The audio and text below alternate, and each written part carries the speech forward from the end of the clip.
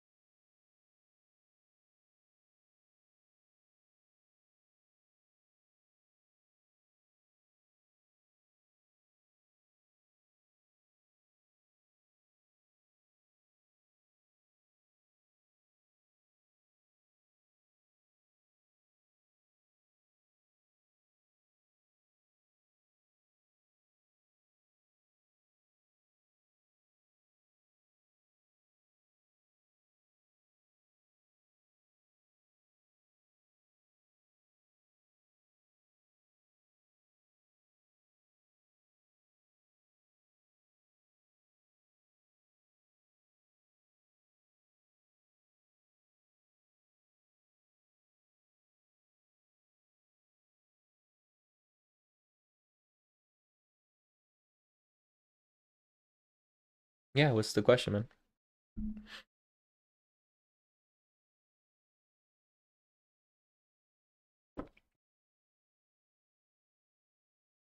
Why did I switch to ES? What do you mean, like,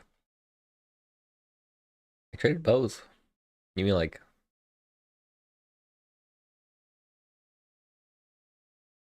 I mean, I don't actually trade the NASDAQ much at all, if any. I don't even touch it.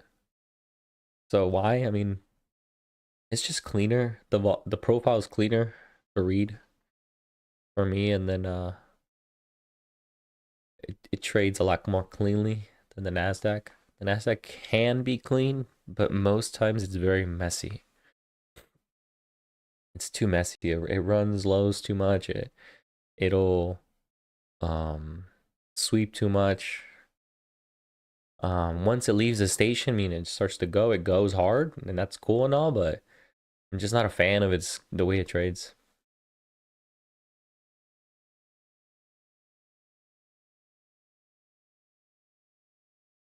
And then when I started implementing like the gamma levels, I noticed that the gamma levels that I pull, they're not always the best. They're not accurate. Sometimes it says it's at, say it's right here at 580 again, like yesterday, but it's actually a little lower or higher because the options are not traded as much, not as liquid on the NDX.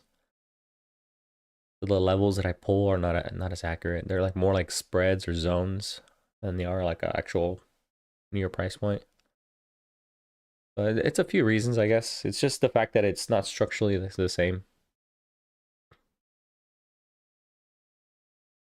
because of the liquidity, because it's not as liquid as the S&P.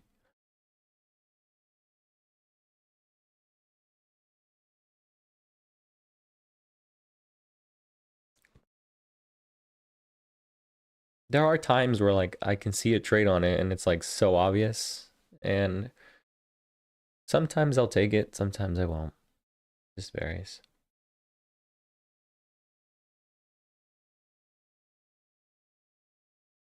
Yeah. I was looking at my dashboard once in terms of like all the trades I take. There's this with the trade desk. It's like a prop firm. It'll log all your trades between whatever asset you took, long or short, and then what asset you were trading. And it said on there that my worst performer was the Nasdaq trades. So the data also kind of supported that. So based on the data, and the fact that I just again the levels and the structure and the profile, I'm making a thesis for it. It's harder for me. And it doesn't have to be for everyone, but for me in the way I trade. Oh, that's primarily why.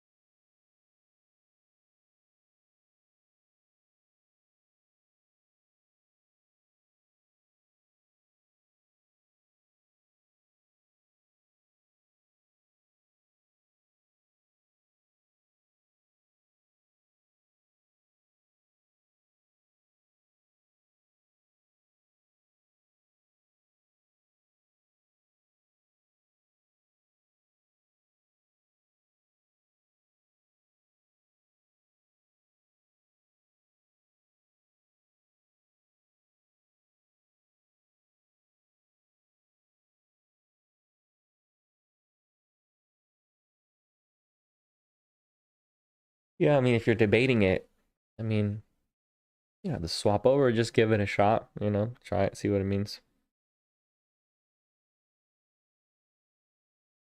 If we're gonna reclaim here. And Q failed to get below the flip. Same levels yesterday, 80s. See if we can hold above 35s, and then we'll see.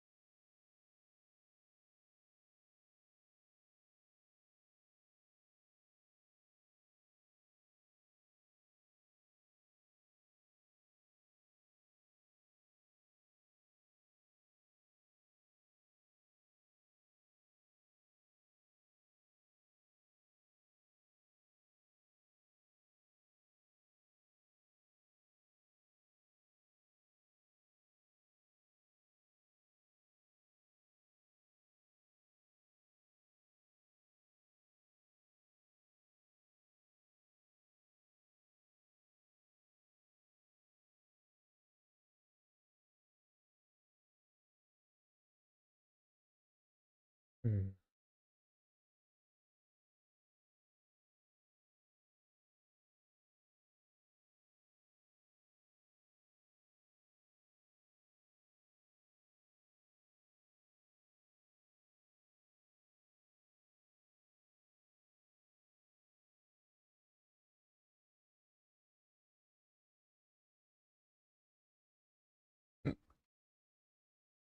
They're trying to reclaim 35s, but they just right below it.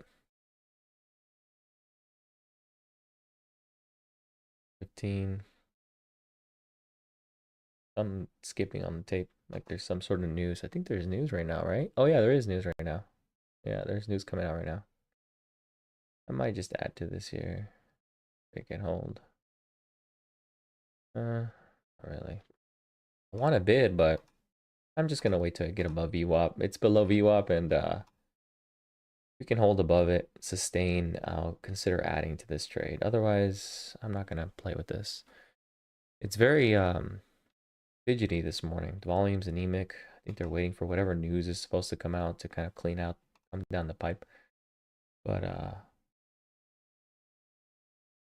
yeah, let's see what news was it. PMI, and then there's the consumer sentiment a little bit.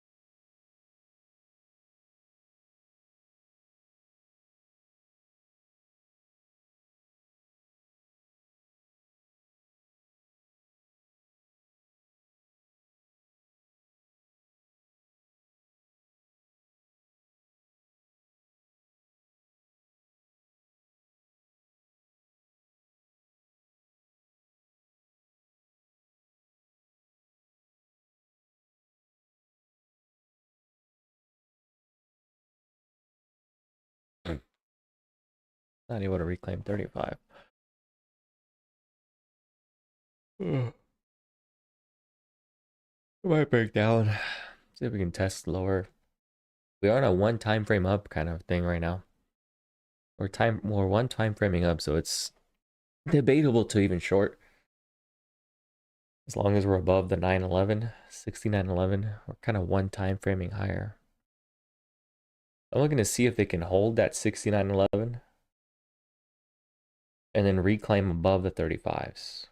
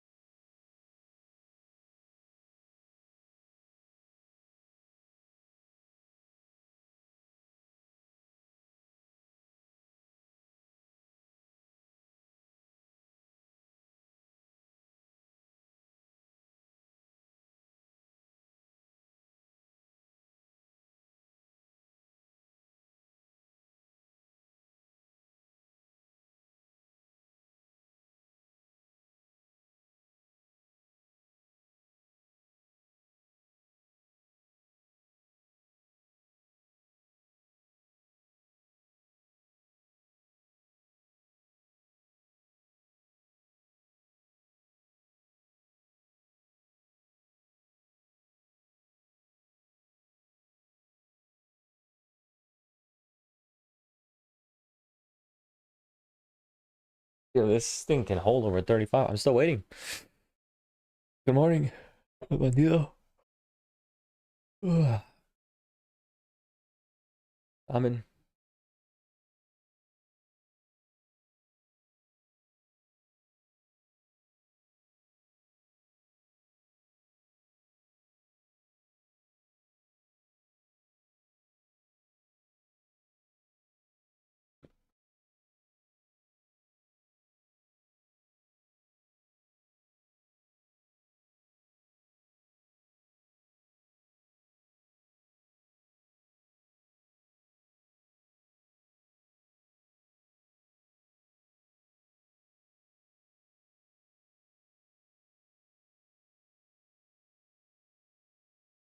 It's about 35s now. See if I can hold here. I want to add to this trade here, but I'm still waiting. Ugh.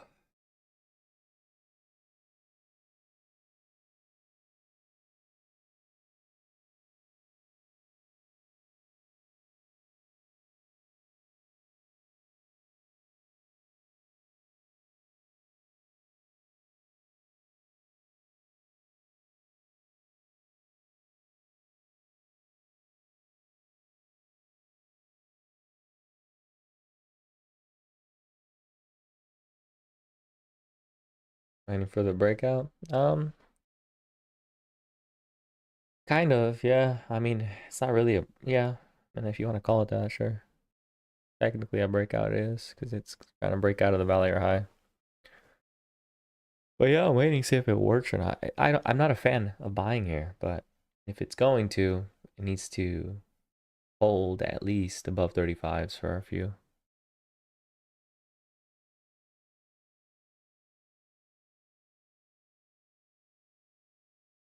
Not the best setup for the day, but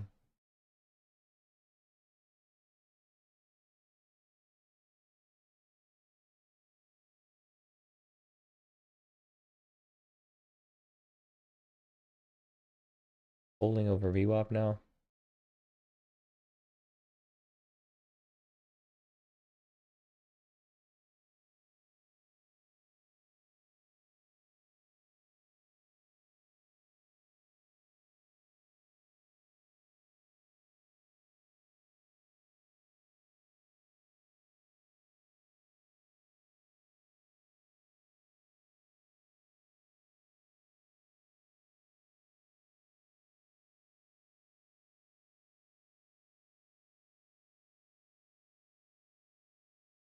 Yeah, okay.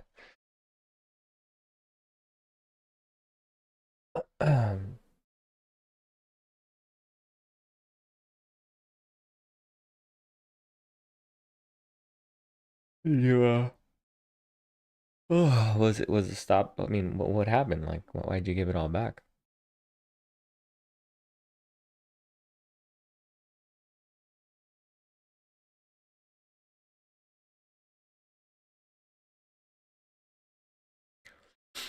The consumer sentiment report comes out in like a minute.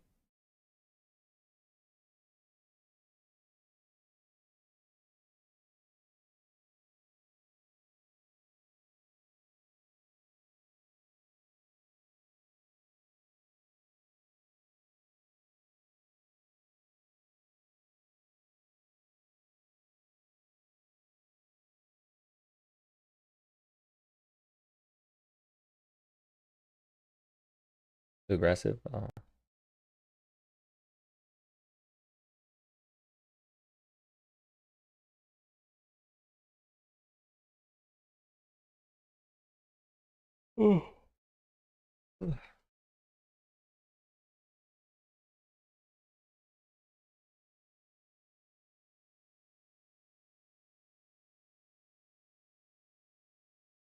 The dev report come out out here. Doing a little dip retest of VWAP.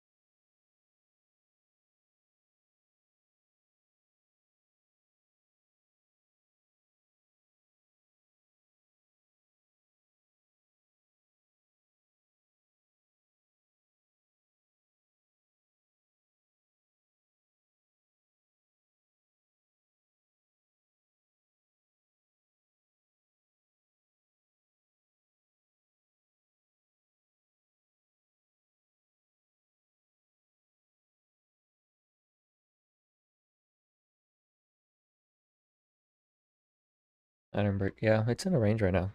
Within yesterday and the overnight range so far.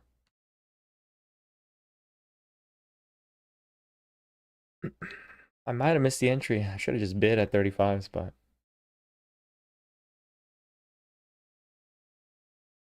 yeah, it's now it's woke up. Looks like it was waiting for that report.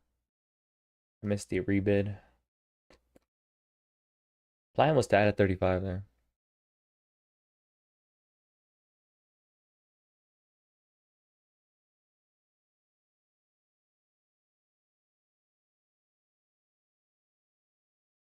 Mm-hmm.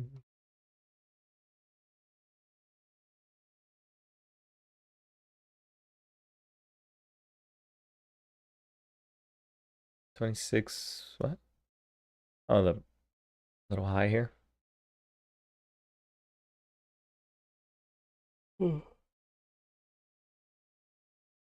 The trade I have open is the same one from 2 days ago.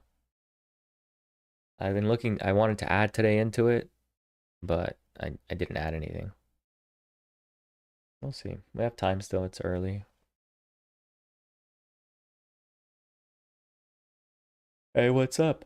How's it going? How is it going, Mr. OE?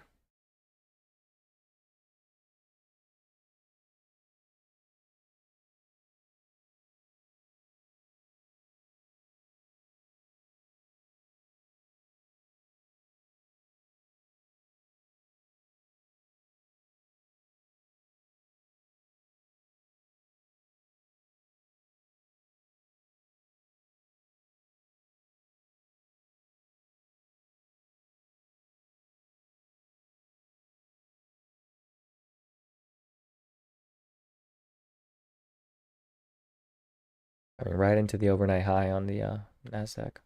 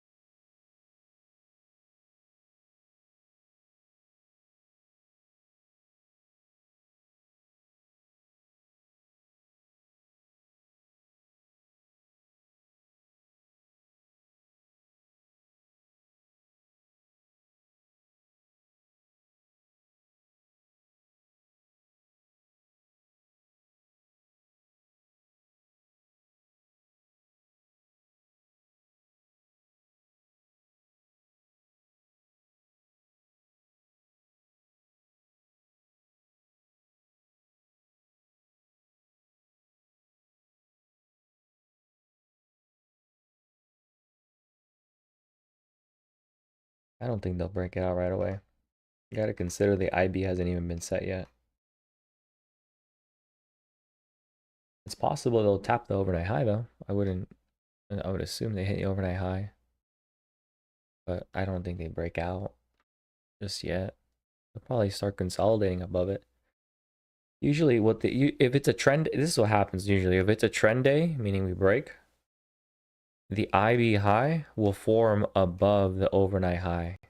And it becomes a trend day in that sense, because then what happens is the overnight IB high forms above, and then we would likely pull back a little bit, and then there's a retracement, and then they do the IB break and continuation. The cleanest indication that I've seen of a trend day is when the IB forms outside of the overnight high or low. So if it's trend day up, trend day down, the IB, initial balance for the high or low, will form above or below the overnight levels, and that's an indication that there's a trend day possibly happening. It's very rare when you have a trend day and the IB is within the overnight high and low. So right now the IB is still within the overnight high, and it's not set for another 24 minutes, so we still have time to see if it forms above or not. But it should not be a matter of like, is there enough momentum? It's just if the IB forms above overnight high, then there's a high probability we do have a trend or momentum to break out. If it does not, then the probability of that is less likely. That's pretty much what it comes down to.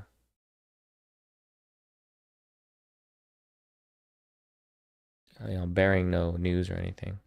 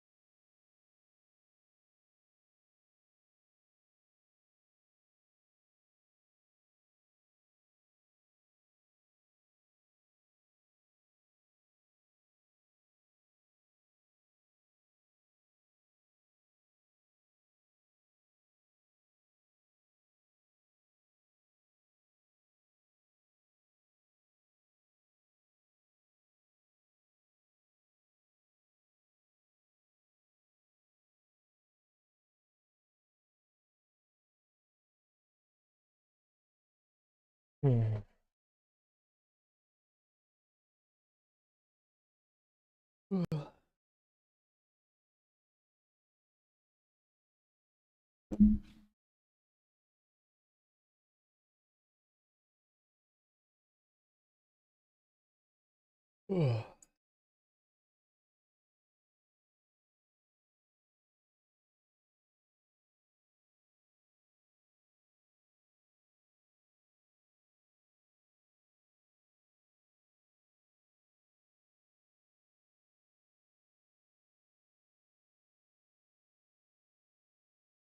If it pulls back, yeah, I'll come back. Where is VWAP on Nasdaq? Let's see. If it pulls back, it'll come back to VWAP.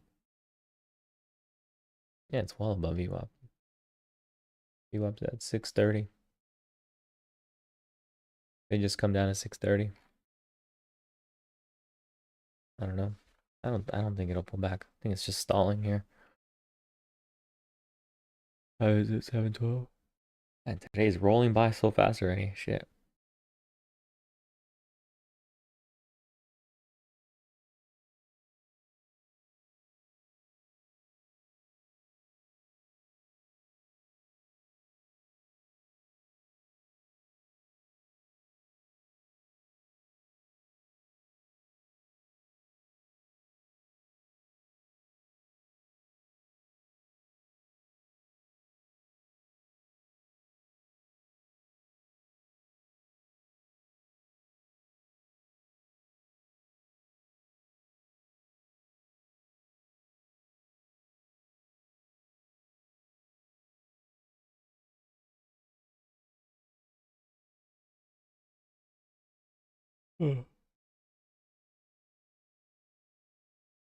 But reclaims the 42, 43. I'll buy this here.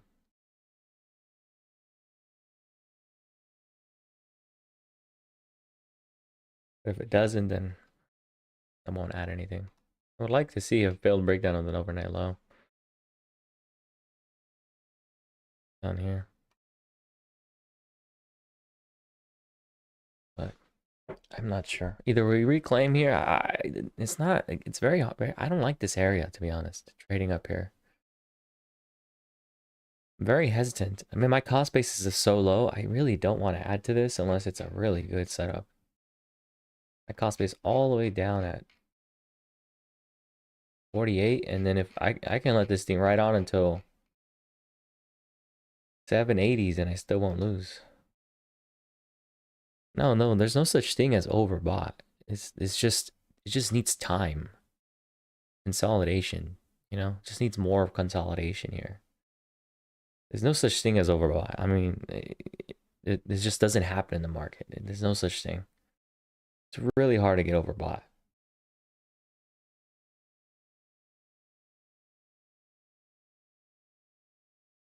Yeah, after such a large move in reversion to where we gap down, it just needs to chill. It needs to form value here to ensure that it wants to stay here. So the line in the sand, for me at least, is like 6,900, 69.03, something like that. As long as we consolidate above 69.03, 69, the highest point, 69.11, that's the one time frame up, we can continue to rally.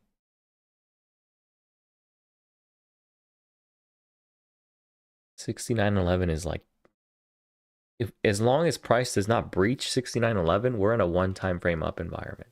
That's a massive bullish scenario. I'll add here, and then I'll scale at the top end, which is like 50s.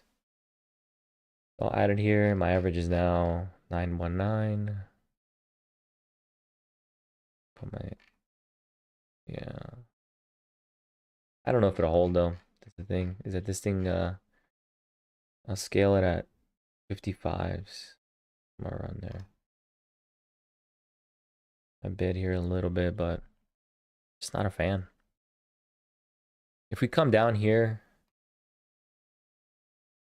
put in a failed breakdown, I might even add there too. We'll see. If it fails and it breaks down. Boom. Of this low.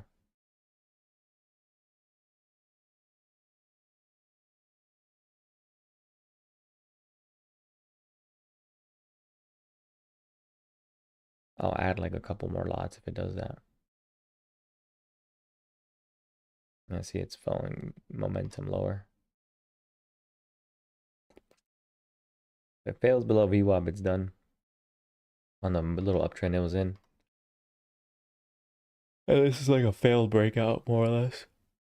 If it can't get above 42, 43. Oh.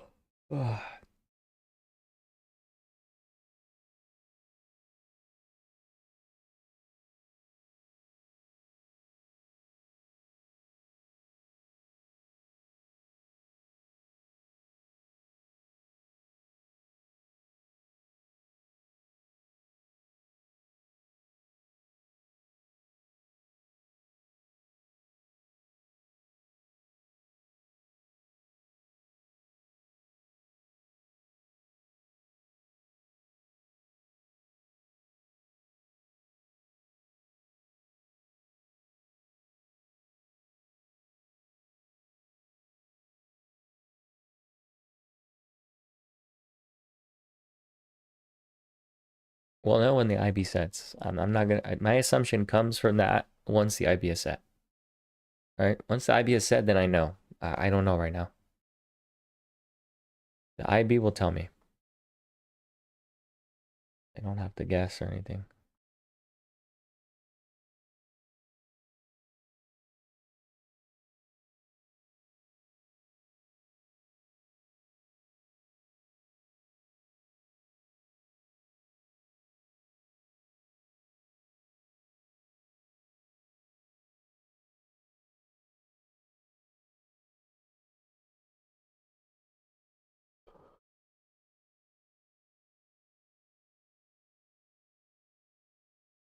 After the first hour, the initial balance is after the first hour of trade. So from in my open, I'm Pacific time, so 6:30, 7:30. So in about 11 minutes, the IB will be set. First hour of the initial balance is the initial balance.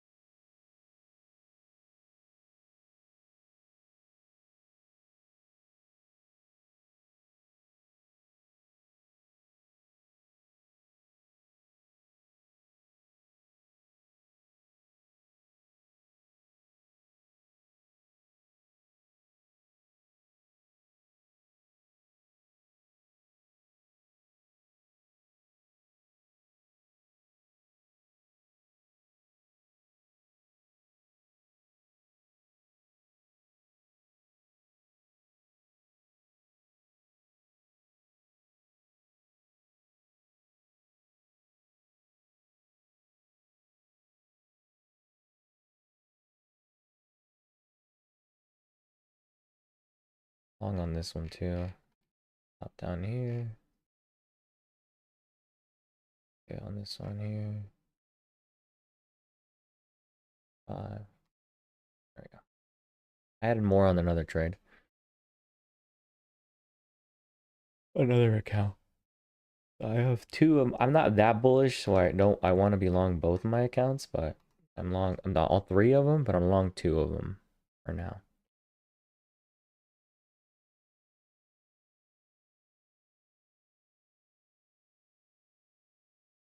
If it logs in, I can look at my thingy, my bob. Here we go. So I have one long right now, or two long. That's why there's no P&L. This one's 0. I didn't long this one. So we'll see. Long two accounts right now only. And I'm looking to scale. Again, the plan here, the scale levels are 69.52 to 55, 69.70, and then 88.76. I don't know if we get that high, given how slow the market's been today, but the trade was here, you know? The trade, it says here, the level had held, and whatever. I explained right there. My plan is right next to my head.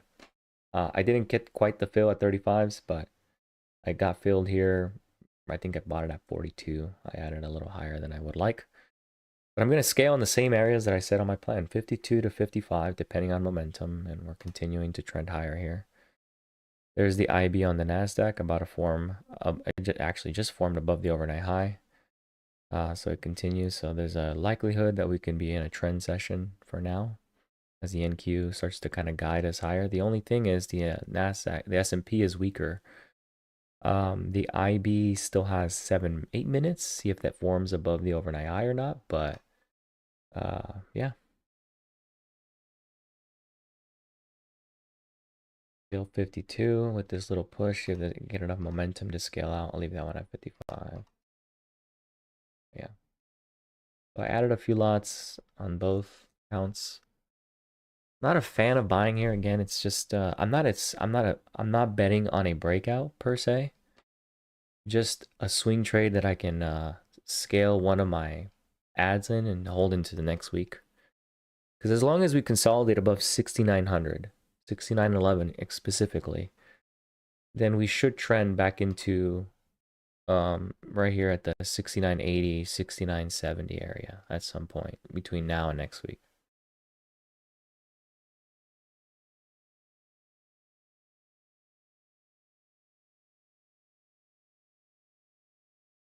Scale this at 50 to get down to a runner. Okay. And my cost base is now 42. That's why I added the last 3 contracts. And then my stop loss is going to be at 903. And that one's kind of take some gains here. Total of 500 on that one. And then the other one, we'll see if we can scale some here. And the next one on the other account, which is this one here. 55s. Might scale 52, we'll see. My goal here now is just to reduce risk on this little push and before the IB to get down to a position that I can adjust the stop loss and not have a technical loss in case this fails to break out. So if that means scaling at 52 as momentum dries up, I will do that to reduce risk on the position, meaning the remaining of the position, the other 2 contracts of the 5 that I purchased, so that I have the opportunity to ride this out for the rest of the week or into the weekend in case it continues to trend for the rest of the day.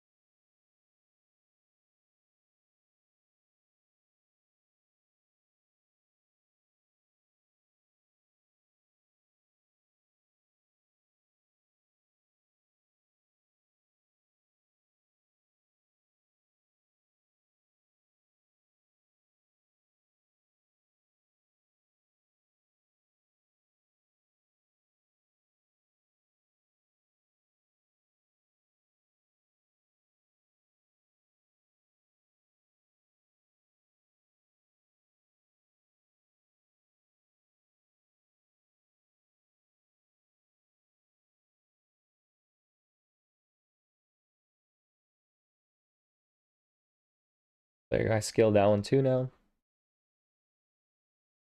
Give me a second. Question. How risky is it to hold positions overnight on personal? I wouldn't do it, honestly. I would not put that risk on a personal account.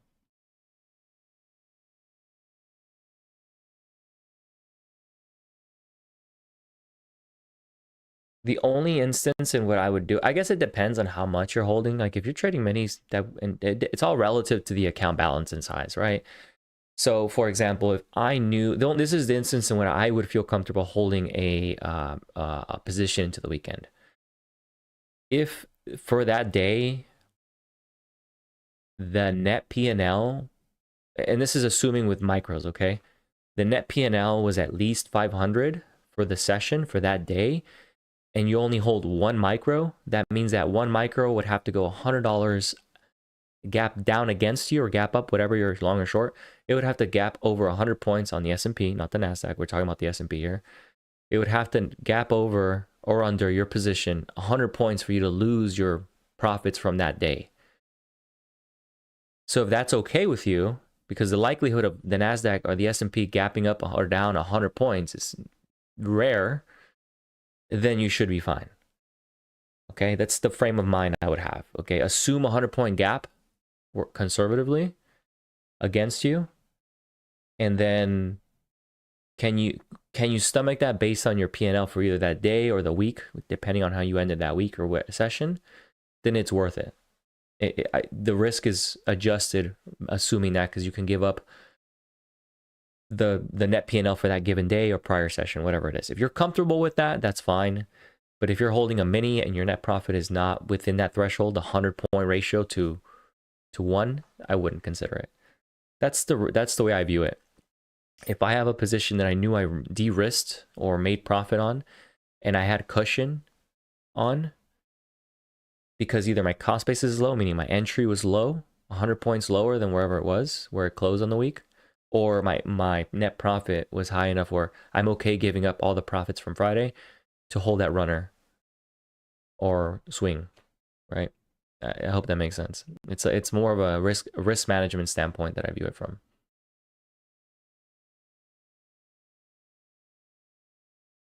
It's gonna be very personal to your experience. Like, I can't speak on it based on, can you stomach that? If so, then that's the way I would view it. Okay, so I took profit on that one too. It's only 150 on that one. And I didn't trade this one. I just took 2. I'm not really that confident in the setup, but I do want exposure in case we want to continue to trend. Just because the NASDAQ, as you can see, is trending here, and it's holding over the overnight high, even after it broke IB high. As long as it holds above that, we have a high probability of extension further into maybe 25,800, something like that. Yeah, I wouldn't risk the entire week's worth, Like, that's definitely not what I would do. 1 day of risk is fine with me, or my cost basis, depending on where my entry is. And that's about it. But the gaps that big, I mean, we don't see them that often. It's very rare. They do happen, but it's very rare.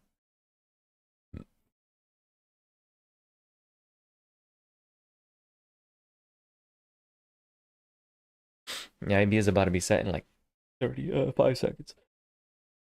Well, that's it. I mean, this is it for me. Like, that's going to be my trade. I'm not going to do anything else pretty much at this point. I do have a trade in which I do like a setup on a failed breakdown of this entire range. So if we fail and we come down here,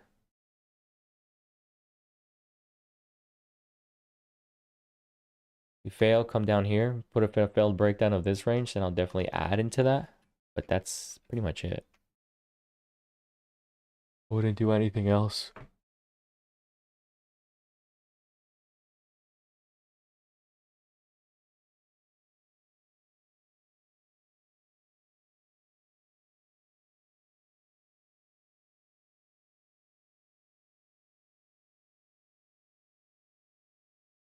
It's just one thing to consider. Again, I said this earlier. The market currently is in a one time frame higher up, one time framing up, which is very ultra bullish setup. It's really hard to short that. We're continually one time framing up. What that means is if you just go to, I mean, it's very simple. You just go to there's different ways to track that, but if you look at the pretty much where the daily lows are, the daily we have not broken a prior day low, not even come close. As long as this sequence of events happens, there's no reason to be short or even consider shorts unless you're scalping. This is continually forming higher above the prior high, which is ultra bullish, very rare. When this happens, it's like this is the last time this happened, right? And you just had a continuous leg higher, and the same thing here. One time framing up, one time framing up, one time frame up, one time frame up, one time frame up. We literally had 6 days of one time framing up. Same here, same boom, boom, boom, boom. You just don't short one time frame ups. You just can't. You're retarded if you do it. Like there's no reason to. Be aware of it and don't do it.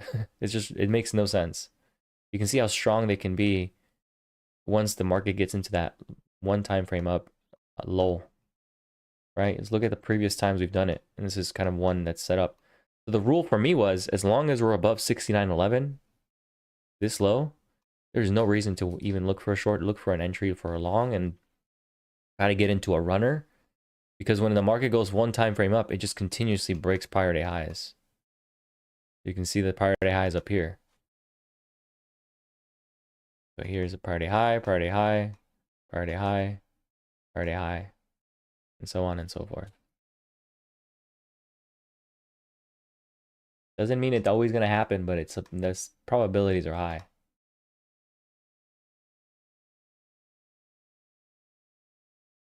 After 4 or 5 days ago, I don't know, man. I'm not. You can look back, maybe pull some statistics, but I have no idea. Just because it's done it a couple times doesn't mean it's going to do it every time. I mean, in July of last year, we had 11 days of one time frame up. 11 days. So, I mean, I don't know. Don't try to guess the market. Don't try to fight the market and assume that it's going to do. It's 4 days. It's going to fail here on the 6th day and short that or whatever. Like, that's not the right mindset. The market will flip when it wants to flip, and we just ride it out until it doesn't. I don't know what the average is. You'd have to pull the historical. I have no idea. I've seen some go for 3, seen some go for 11. I've seen some for 5 and 6. It varies. But I don't know. All I know is where to put my stop. That's my guarantee for sure, is like where to place the stop.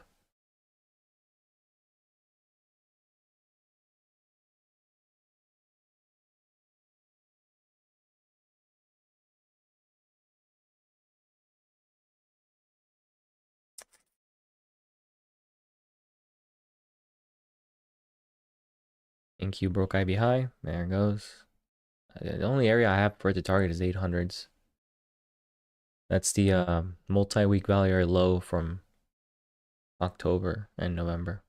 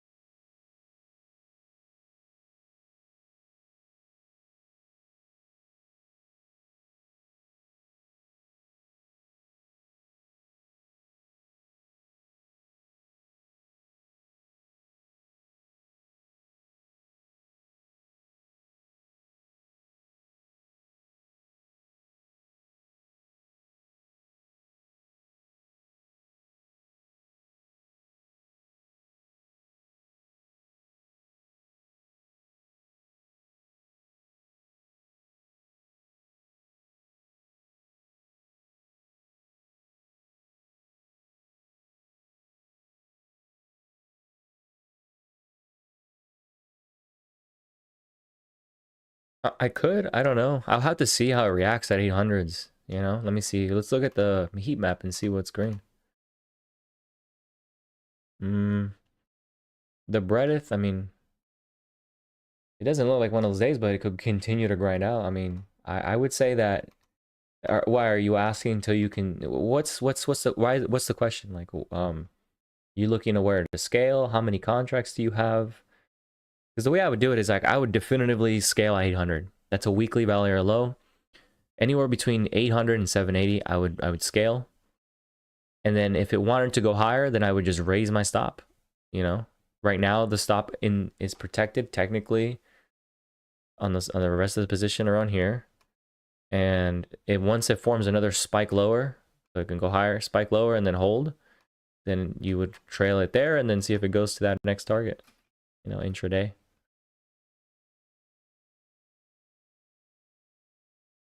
But I always scale. I don't know how else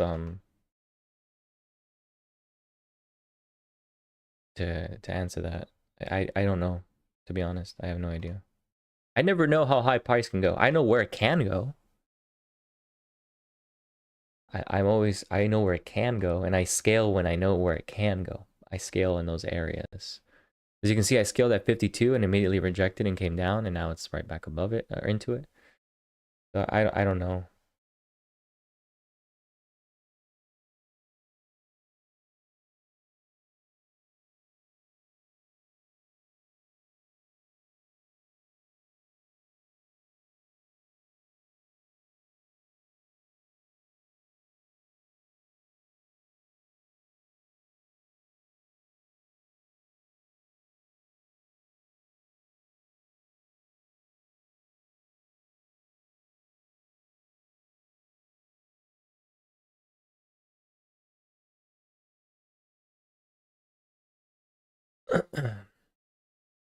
So you can see there's a big order that just came in at 800s. So this heat map too, by the way, on the NQ and the S&P, it shows where resting orders are. There's a big order that just came in. It's yellow. It shows up as yellow when they're big lots. These are 70s, not that much. Let's see what it is. How many lots? There's 121. I can't see it. Let me pull up my DOM, I guess. I should probably change the color on that. Anyway, this heat map too, it shows liquidity. So these maps here show where resting orders are. There's a resting order at 960 on the S&P that showed up that wasn't there before. 428 lots at 800, 200 at 790. You can see there's people resting here. A lot of big orders resting here on the Nasdaq between 790 and 800. Is there any at 875? 850. That seems pretty abnormal because it's an even number. Yeah, so it's just I would say that there's definitely interest to sell into 800 and 790, somewhere around there.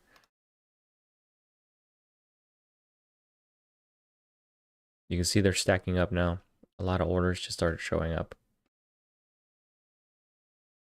The data that I have on my screen that you guys see is like at minimum $300 a month. Like the Sierra chart's like $70 for all this data. And then the gamma levels, which are far away today, unfortunately, they're not really that useful. That's $200 a month. So just viewing this stream is like a lot of value in the levels that are here and the data that's shown.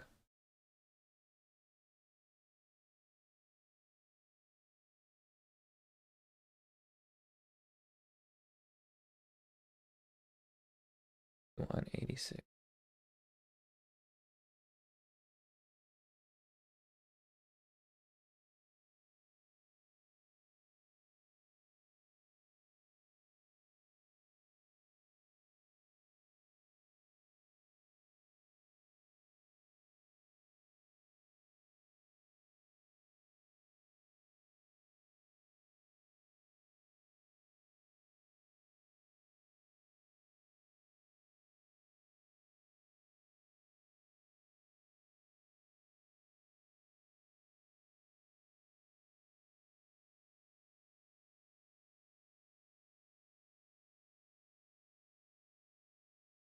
Yeah. It is. I mean, it's worth it for me, you know. I don't mind paying for it because it's definitely pays for itself, the value that it provided me as a trader in what I do. But and like tools, you know. Sure, a plumber could not do certain job can do a certain job, but with a certain instrument or tool, it's probably easier to do with certain tools than it is not having them.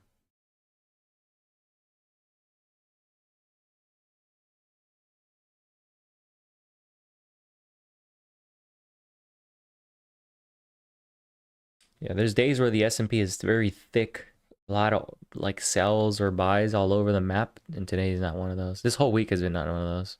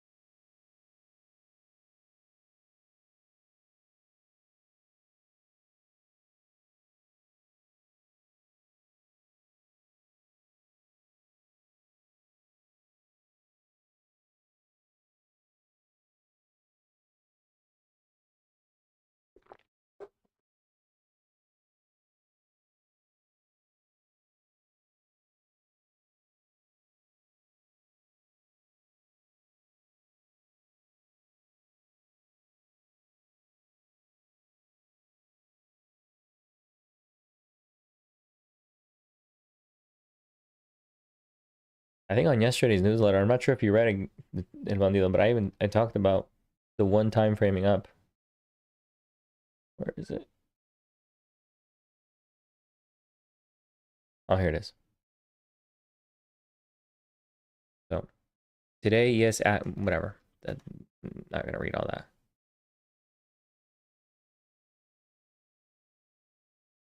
We are now entering a one time frame up on daily frame. If this continues into Friday, then we should not even revisit the prior light low at 911, and dips into 23 should be defended to keep this intact. So what did this is again, this is why I always give this is the most valuable stuff that I give, and it's free. The plans, whatever. It says dips into 23.35 should be defended to keep this intact for a breakout above 55. We're hitting into 55 right now. You can see how clearly we defended 25 to 35. The overnight low is 25. Literally, the overnight low is 25. We spend most of the morning chopping around 25 and 35.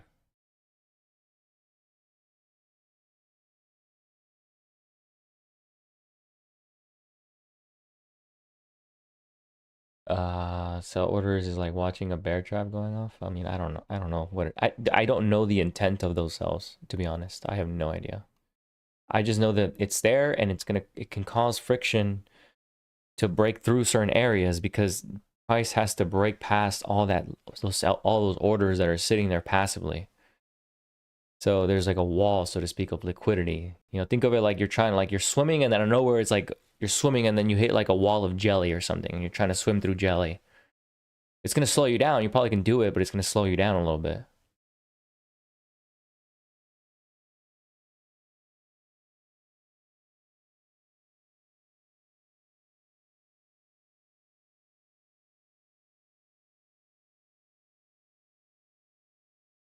I don't understand the one time framing clear. Look, I'm gonna be honest with you. Your best friend is gonna be just ask Gemini to make it.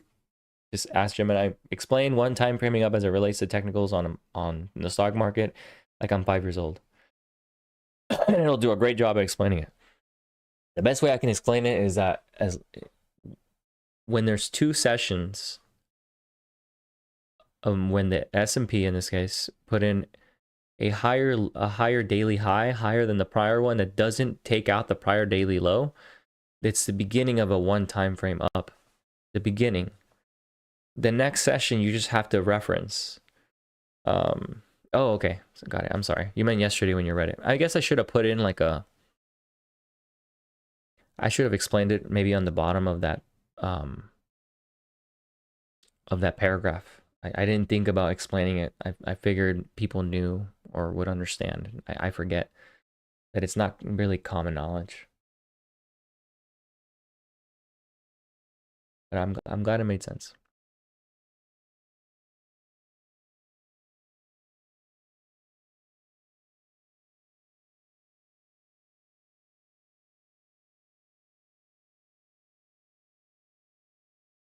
There's one thing that just can't catch a bid is Bitcoin, huh? Bitcoin has not been able to catch a bid in a very long time. It's in a penalty box.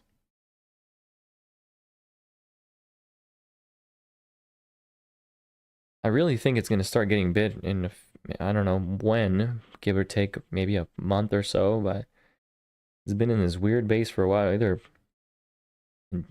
wakes up or dies. I think it's going to wake up soon.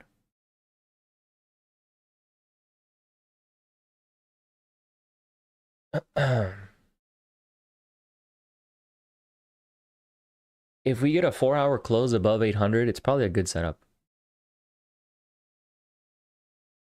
Yeah.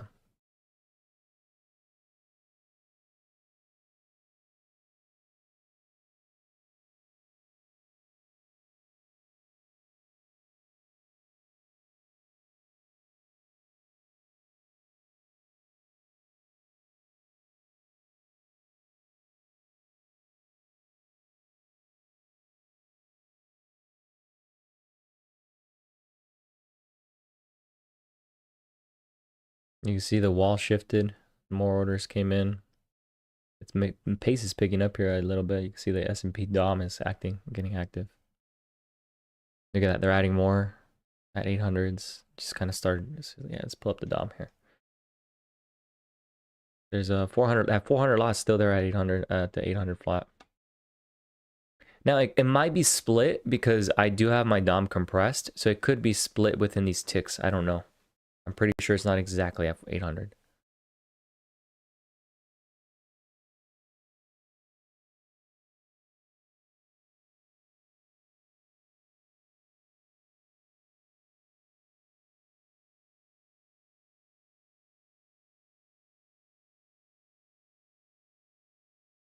And you see there's a lot right there at the 60s as well in the S&P. Let's see, center. There's a 450 lot at 60s. The overnight is at 63. Anyway.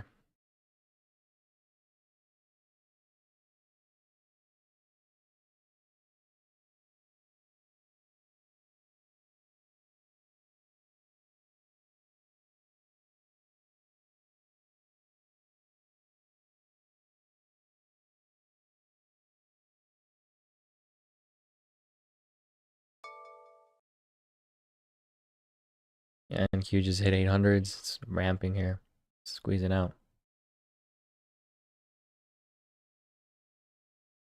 What I am going to do though is I'm going to close this trade on the swing here. I'm going to request a payout from this account. I need it to get above. So my threshold for this, I need to hit 186. I'm going to hold the other account that I have. I have this one that's still swing long. You see the P&L is different. And I'm going to close this one once it hits 186. So about right here, give or take at the overnight high from the other day. So I can request a payout on this one.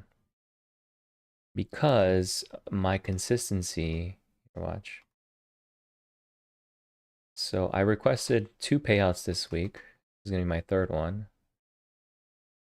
I just needed to hit somewhere above here. And I have an exposure for a swing on another account anyway, so I'm okay with doing this. I normally wouldn't because I like to hold trades, but I have to...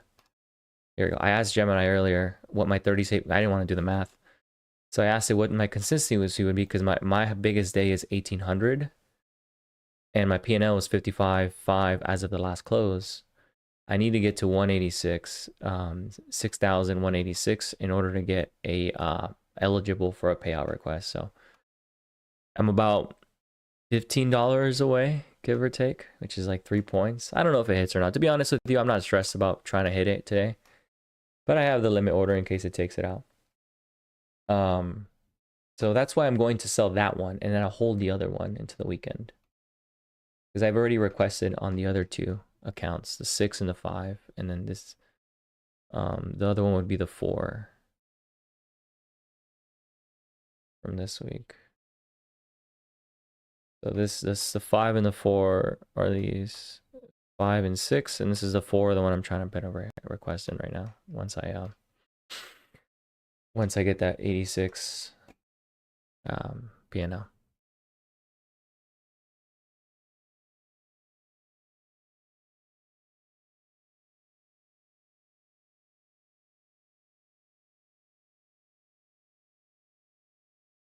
I don't ever use fibs, no. I used them before, and most times the levels that I would draw out, they would align with fibs. Ironically, I think fibs are like they align with a lot of other analysis as it is. So if you use them, it's great confluence. It's not a bad thing. I think it's helpful. Bitcoin just went green. It was red. Just shot up out of nowhere. Actually, before I take profit, let me make sure that's the right P&L. Yeah, it is. Okay. Right there. That 88. So I guess I can take it here. Here. Actually, this commission. I don't know. We'll see. Yeah, 186 is what I have to be at. Anyway, whatever.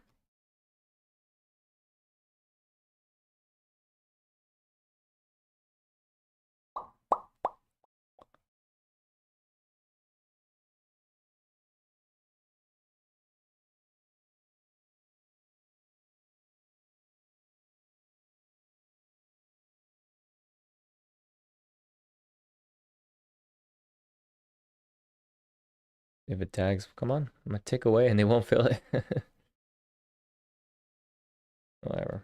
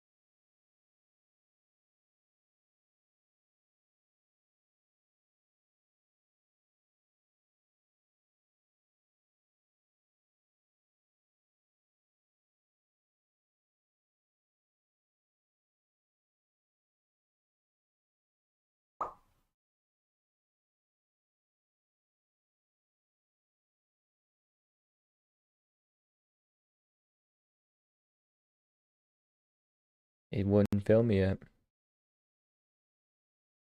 Move it down a tick.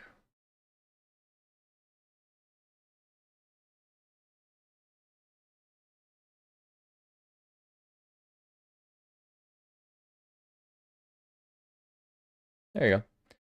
There it is. Eligible. I'll probably have to wait till the end of the business day. It's squeezed right after I sold. There's that 60 at order, so that lot right there is big. It was 400 lots. It looks like half of it filled right now.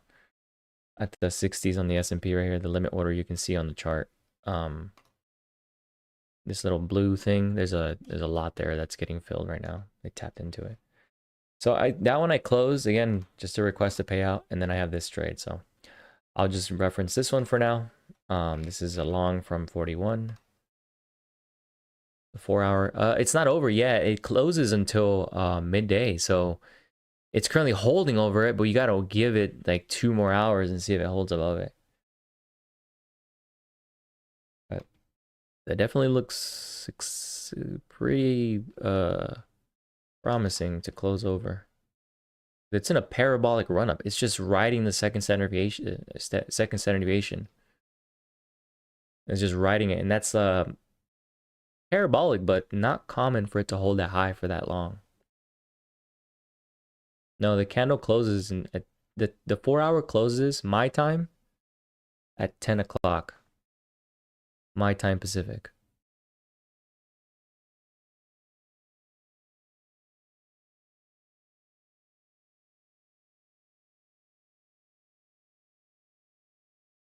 The overnight high is 63.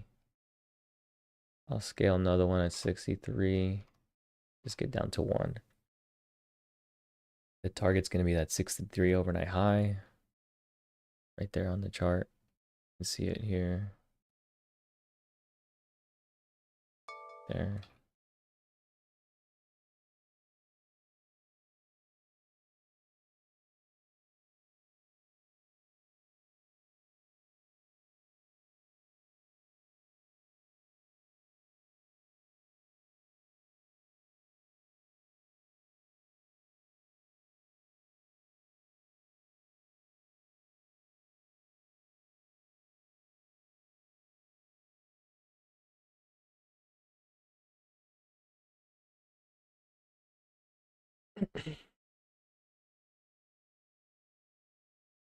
I honestly, this is very extended on the Nasdaq from a standard deviation standpoint intraday. I'm not saying it can't go higher, but what I am saying is that the probability of this continuing is good as long as it remains above the second standard deviation, which is near like the 796 800 area.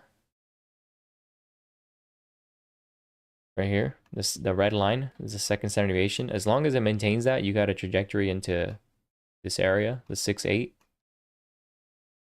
But you got to keep in mind that when price is this high up past away from the second standard deviation, there's usually a strong mean reversion that can come out of nowhere as well. Doesn't mean it can't go higher. It just means that it will pull back pretty aggressively because of where it is away from the standard deviation.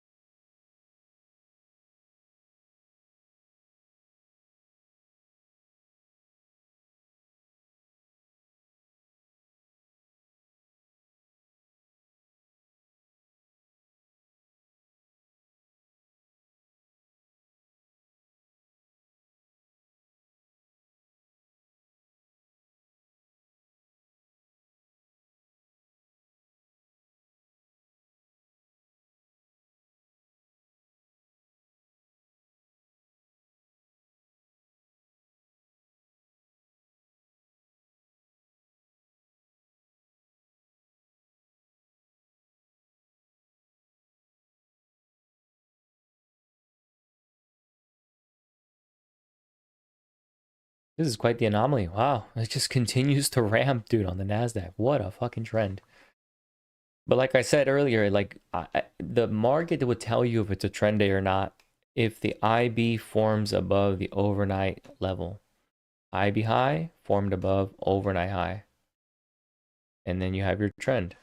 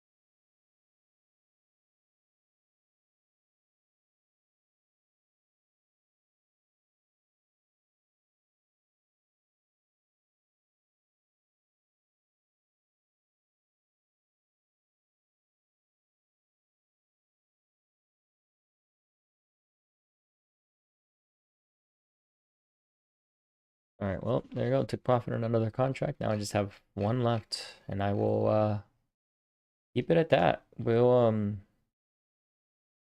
write this one out into the rest of the session.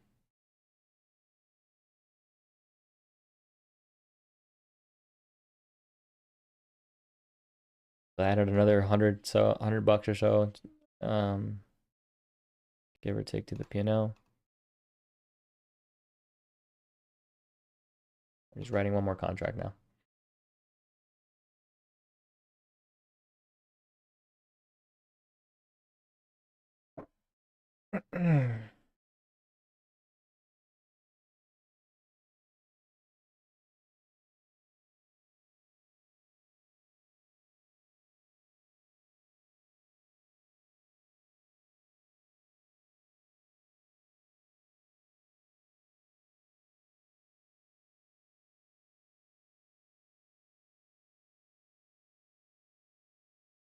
Pretty clear now where we need to hold into Monday to keep this intact. There's three scenarios now. There's the one time framing up continuation where that low is.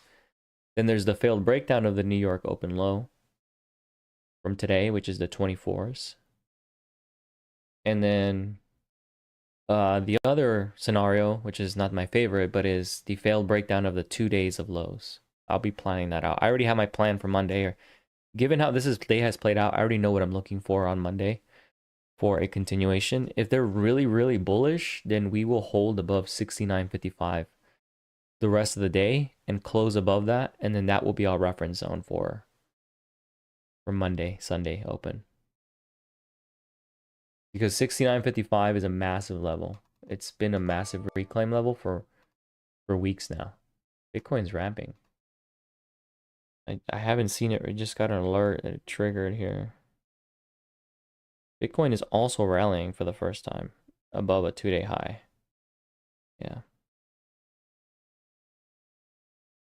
Could get an all-day rally. I mean, if Bitcoin starts to rally too.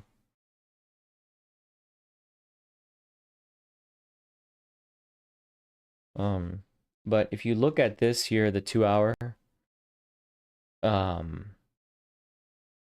2 weeks ago, this 55 area has been a massive reclaim. It was before it was support. It was a pivot before, but it was a massive reclaim all of last week. If we can manage to close above it, then and hold above it till the end of the day, and Monday all we do is we kind of bounce off of it, and that's a uberly long setup or a test of the 7K. if we can hold that. It depends on how the day ends. That's scenario number 1. Scenario number 2 would just be a dip back in here, hold 35s, and then continue to break out again, not taking out this low, keeping the 1 time frame trading intact. The second scenario is we take out both sets of these lows, both of them, and then we reclaim back above both of them, and then we continue higher again. Those are my 3 scenarios that I'll be planning for. I'll posting them on the Substack, but it's going to be contingent on how we close the day. Do we close above 55? Okay, great. Scenario number 1 can play out. Scenario number 2 is not taking out this low, just retesting this area.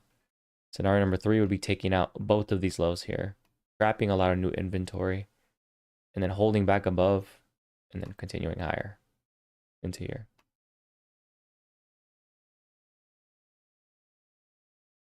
Those are my 3 pretty much pre-planned scenarios already for come Monday next week. But I won't be here. I will be away, so I probably won't even have the chance to trade those setups.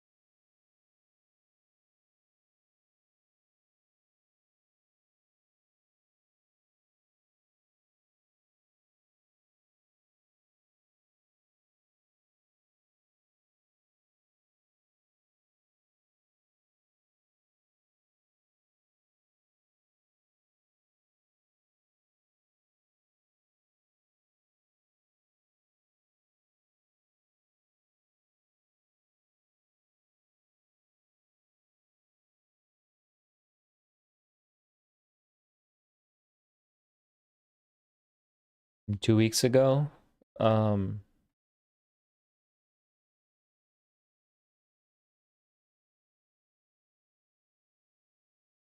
I mean, I think this, yeah, I don't know. You still have one lot, right? I mean, if this continues, it might hit the point of control. The thing is, like, this is setting up potentially, if that's the low, meaning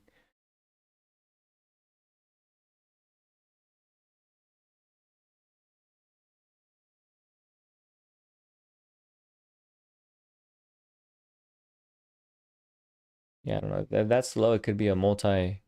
What's the weekly look like? Yeah, I mean, honestly, like, we're looking at it from a failed breakdown perspective. This could be the next week could be the day with a week we break away. We have earnings next week too. This could be the week where we actually break out. Not this week, but the following, because we had a multi-week low failed breakdown. So you can see that we have a weekly low here, a weekly low here, another weekly low here. And this week, we took all of them out on the dip and we reclaimed above all of them. We're now above all those weekly lows, meaning we are set to test this area again where they all failed from. All these weeks, they all failed from this area, the 26K. But now that we put in a failed breakdown of the multi-week low, this is very high probability that it's actually going to break out. We took out a cluster of lows. Into next week, we likely can break and continue breaking above 26K. Because we have a multi-week failed breakdown. And that's not a common setup. And it leads to usually a breakout of the opposite side of the trade. I don't think the S&P has that. Let me see. Oh, it does too. Yeah. 1, 2, 3. 3 works of lows.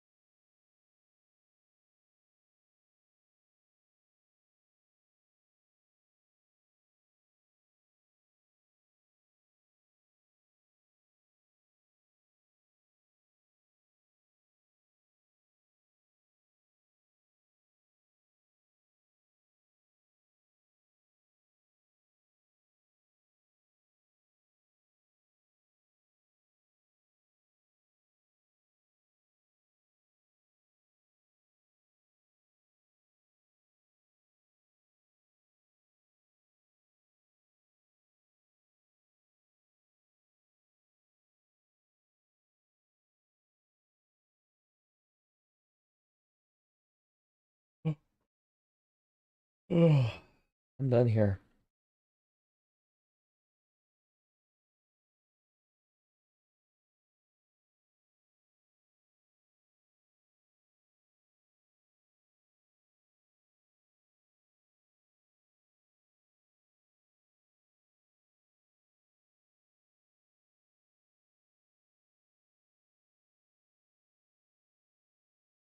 Gold just made a new high.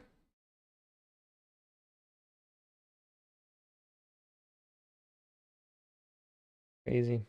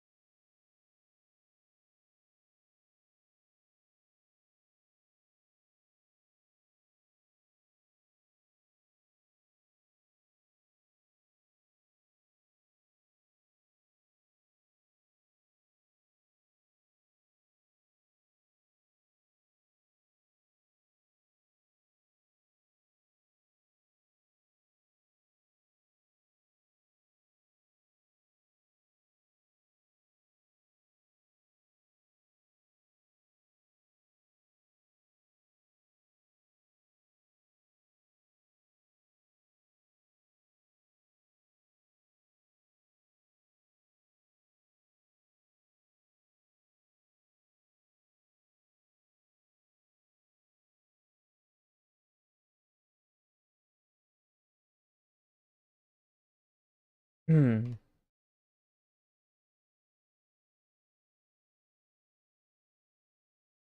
Maybe that's it.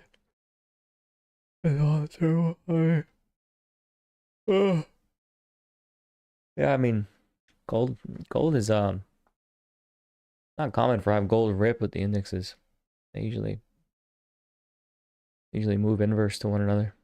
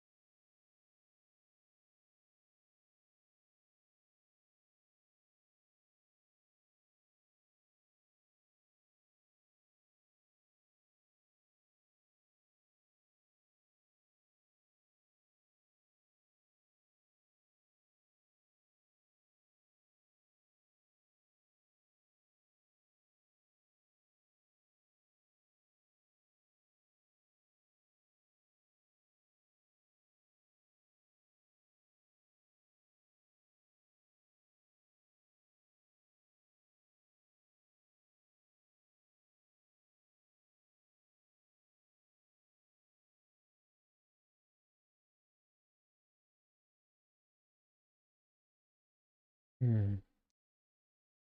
Well, that's it for me today, man. I'll be just here chilling. Unless we get a volatility leg down, like, I don't really, I'm not going to do anything else. If we get a massive sell-off and we dip below 25s, I would like that to see if we can reclaim and get long or add to this trade, but not sure.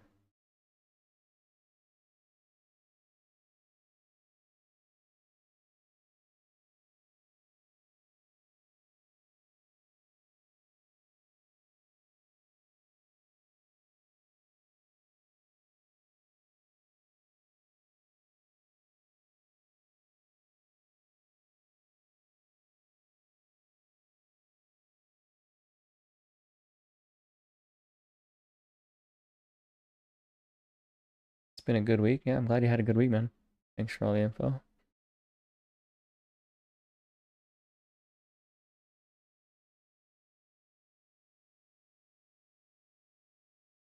It's 5K. Oh, yeah, I don't even look at gold, to be honest.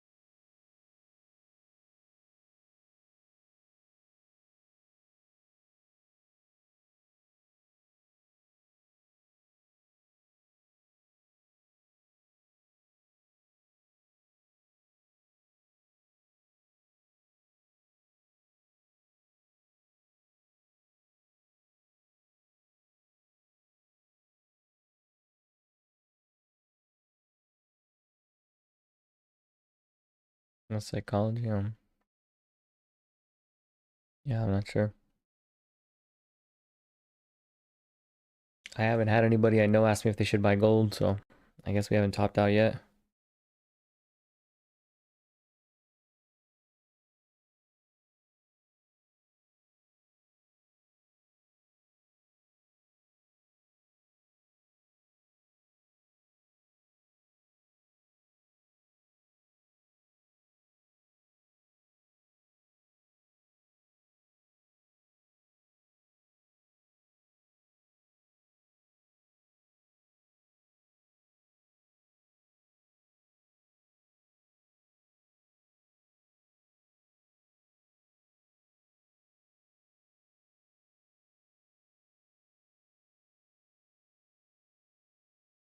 Oh.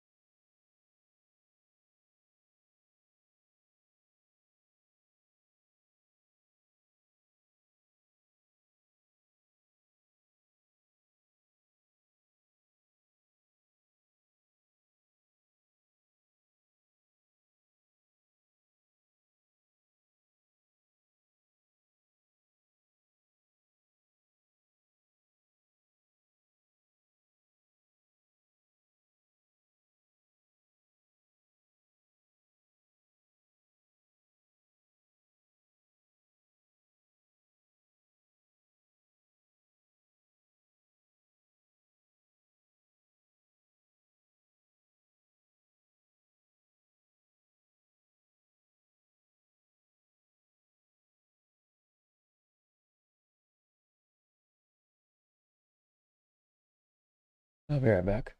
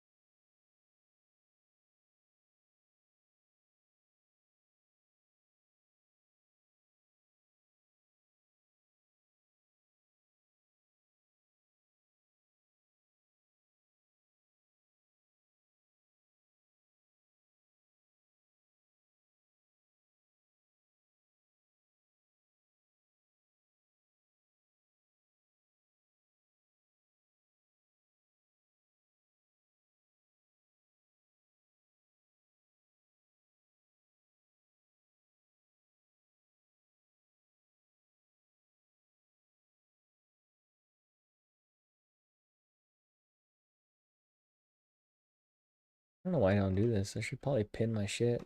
I mean,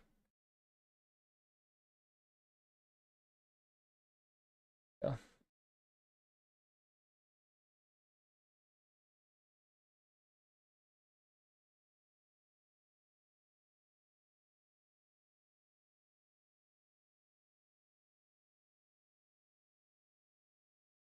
If we if we close above the 69.55,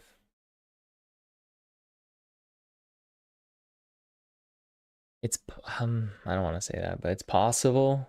It's possible. I'm not sure if it does, but it's possible we gap up if we close above 69.55 on Friday today. It's very, and this would have to align with the NQ closing above 25.810. 25.810 and 69.55. It's possible we gap up into like 60, 65, 70 on the S&P if it does that. And the NASDAQ could probably gap into like 900, something like that. Because this 59 level or the 55 level on the S&P and the 800 level on the NQ, they're weekly value lows. Holding above them, closing above them after what happened Friday and how we gapped down Monday, is uberly bullish given what happened on Monday and Tuesday. And closing above that, it can create a gap up for anybody who sold sold on Tuesday market open and Wednesday. Might get some people chasing. But I don't know. You know, it's a big scenario. We are 4 hours away from that scenario even coming into fruition. It's kind of similar to the, so on, if you guys have been reading the newsletters, or if you guys are new, I have a newsletter on Substack. On Friday of last week, since Wednesday of last week, I said it's possible we can sell down all the way down to 68.80, 820s. We were trading at 69.80s at the time. 69.80s, 7K. And I gave a scenario, a path in which that was possible of last week on Wednesday going into Friday. And I see a similar scenario for a gap up.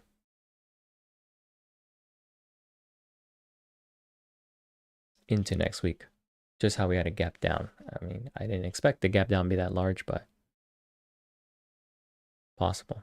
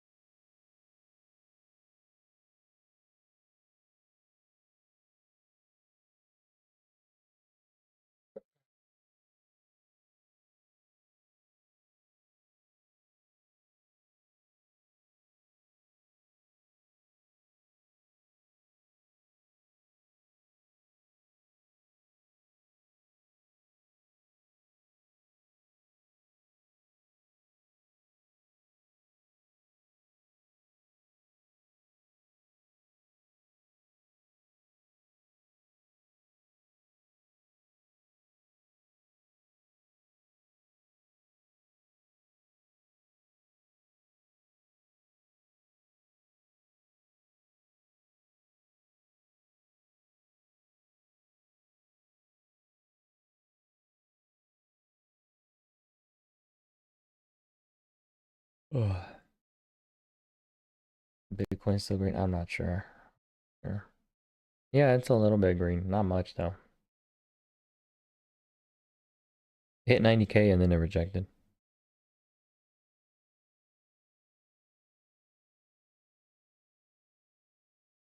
This little slide. Again, this is kind of expected from the Nasdaq. It was well above the first standard deviation. Like it was smoking high. You look at it. Second standard deviation here, got below it, momentum dried up, and then it boom came back down to the first. Maybe it goes here, bounces, checks 180, and then continues lower or higher, whatever. No idea, but yeah, 810. This is why 810 is so important. It's a prior multi-week value or low. You can see how it bounced about it for a little while until it finally broke down. The 810 level. That's why I said if it holds above that until the end of the day, and that would be the S&P 69.55.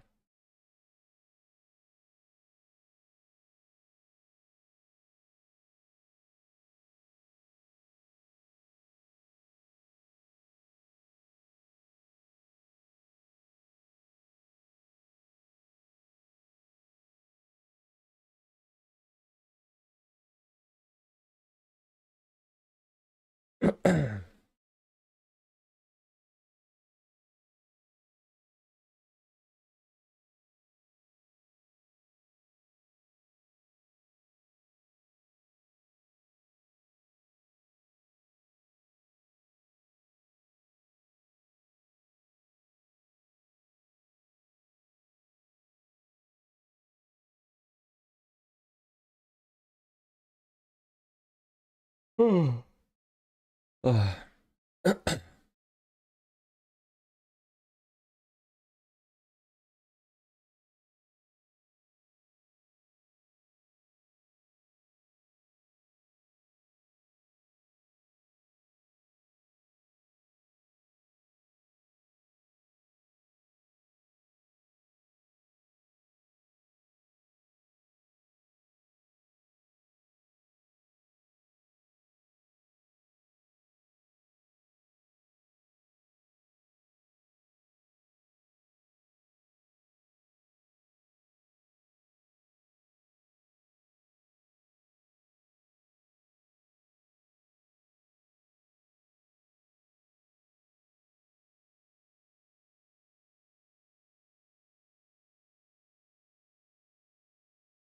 And they're putting in a reclaim of the IB high 52s. Let me actually plot that on here for next week.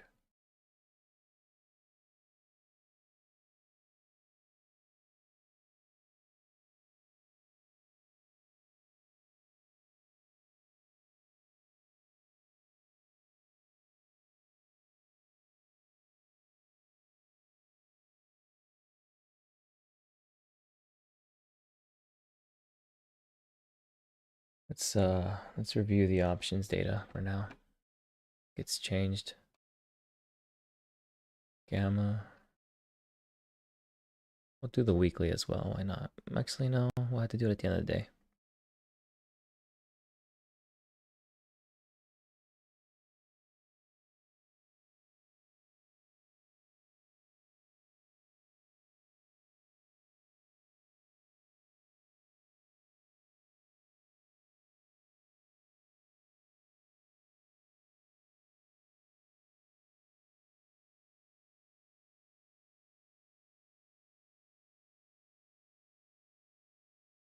Oh, that was the wrong one. Wrong data. I have to delete that one. Right code.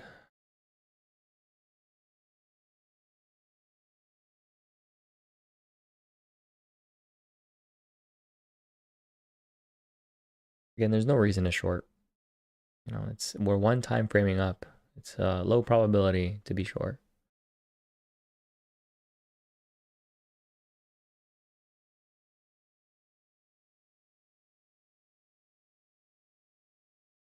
Okay.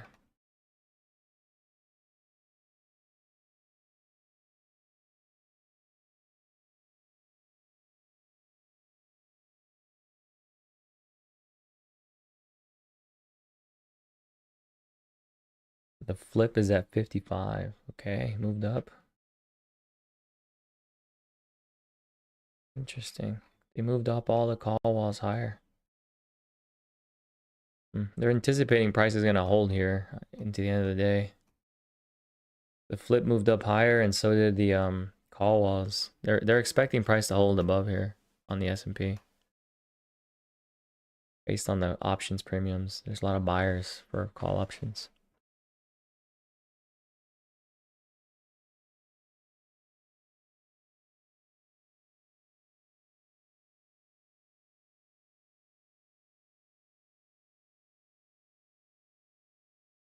So the options market agrees that 69.55 is the level.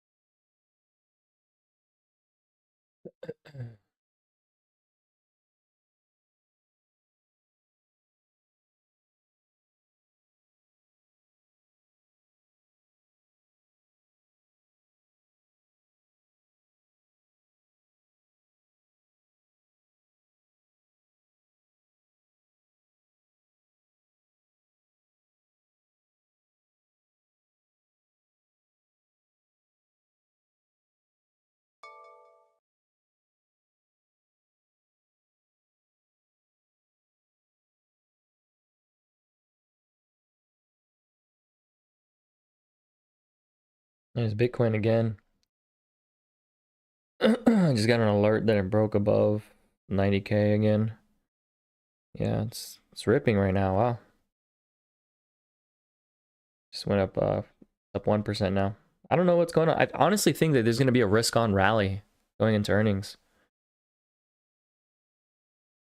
Risk on rally probably coming into next week, and then earnings bearing no bad news, even just in line, nothing's of surprising, then we probably rip.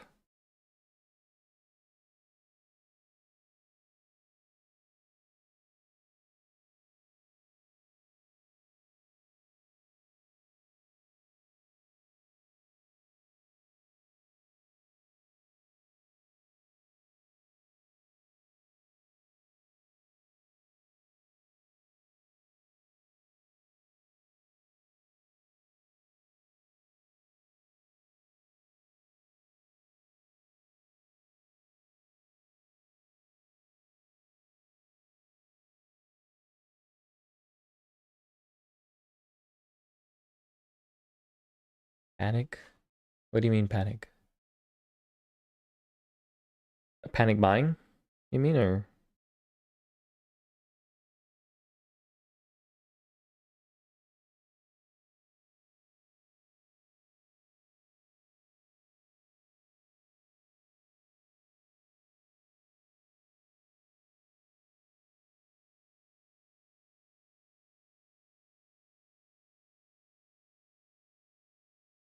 FOMO? Yeah, okay, yeah. Sorry. I figured, but I just want to make sure. Yeah, I think again, this is why I keep saying like if we the option as of right now, the option date, the gamma flip is at 55.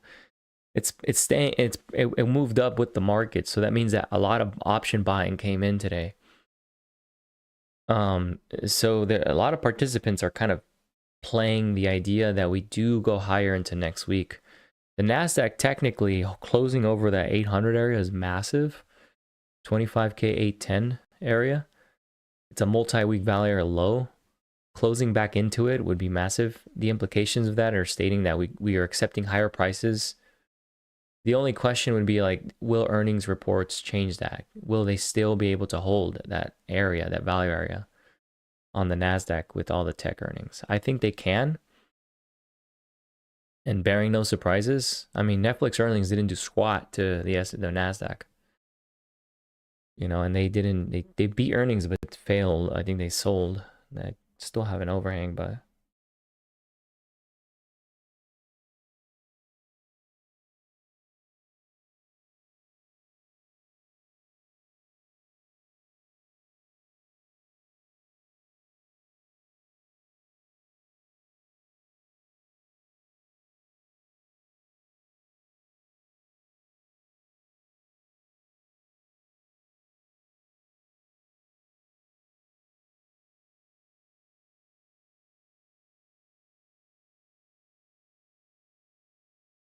yeah, I think there can be some panic buying. I just think it's crazy in general because if you look at the monthly trend, the monthly trend is insane. Like we've been going up for 6 months, maybe more. Lemmings. It is just insane to see the market do that for so many months, back to back to back to back.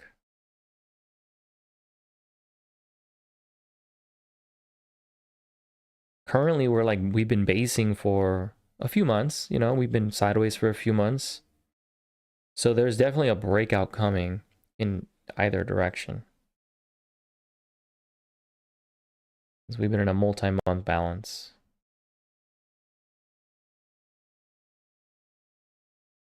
But we're currently imbalanced up. So we've been balancing for like three months now. And we're currently probing up to break higher again. It's just insane. I mean, you know, and the reason I think is that there's other names they're buying. They're not just buying tech anymore. They've been buying other names.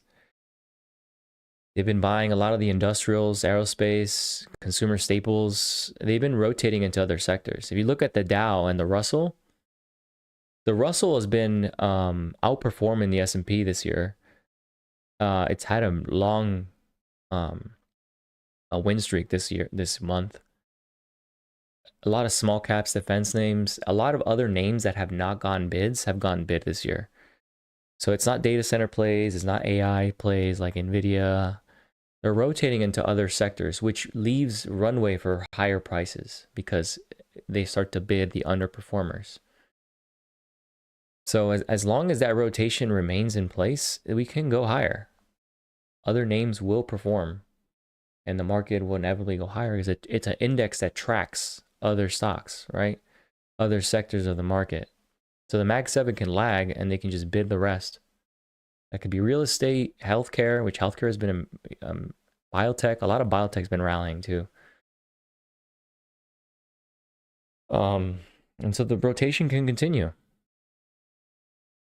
There's no breadth. There's no weakness in the breadth in terms of like what they're buying. They're just broadening out the rally into other market, into the other parts of the market.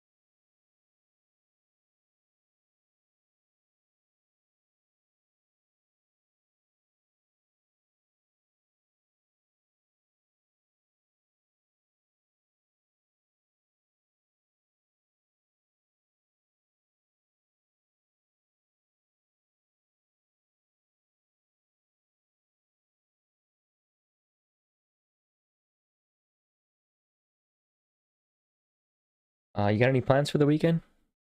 Can I call you by your name or should I call? I don't know how private you want to remain. I do remember your name, so I don't know if you wanted to keep that private.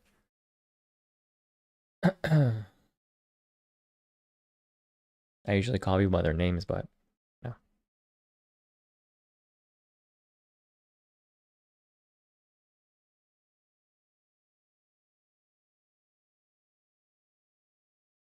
You can, okay. Gabriel, right? You got any plans for the weekend, Gabriel?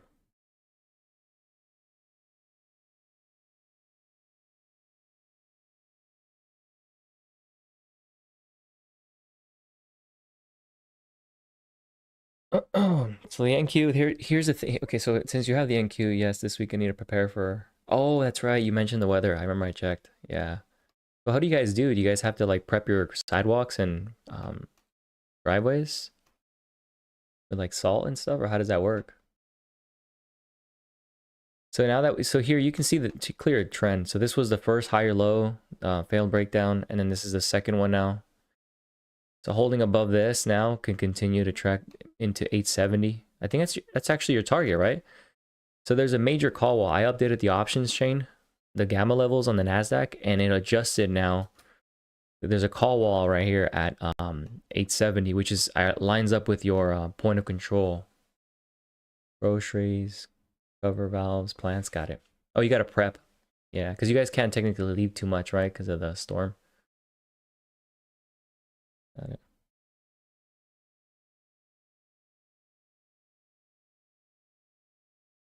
So the call wall is there now at that area.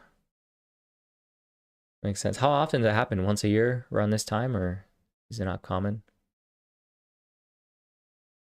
Do people like scavenge the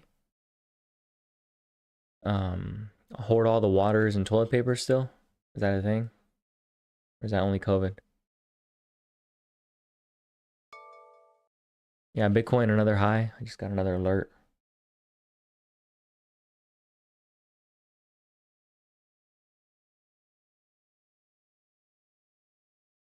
Yeah, Bitcoin's popping.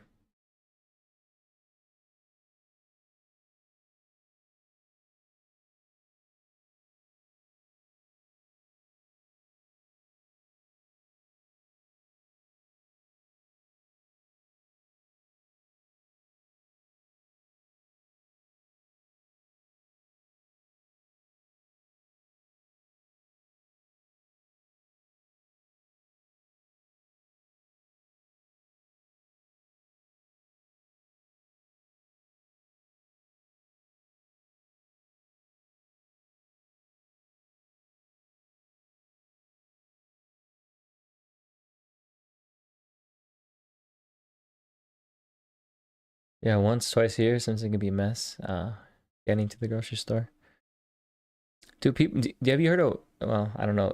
Can you order like Walmart Plus and have someone kind of take the risk if you have the service? So say like you have the service, can you order Walmart Plus and have someone bring it to you during this time, or do they stop offering it? Because I use Walmart Plus when I get groceries delivered here. I think it's something they started rolling out the last few years, but I don't know how common it is everywhere.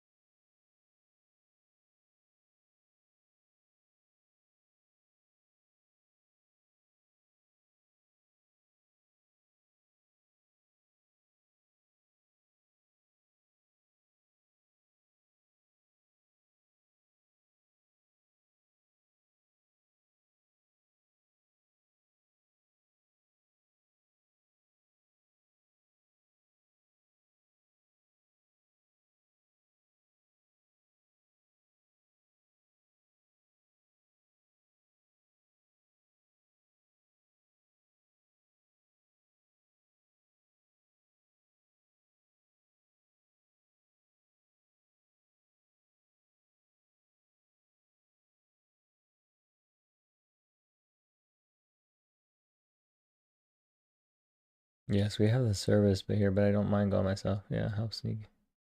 Yeah, yeah, that makes sense. Being home all day. Yeah.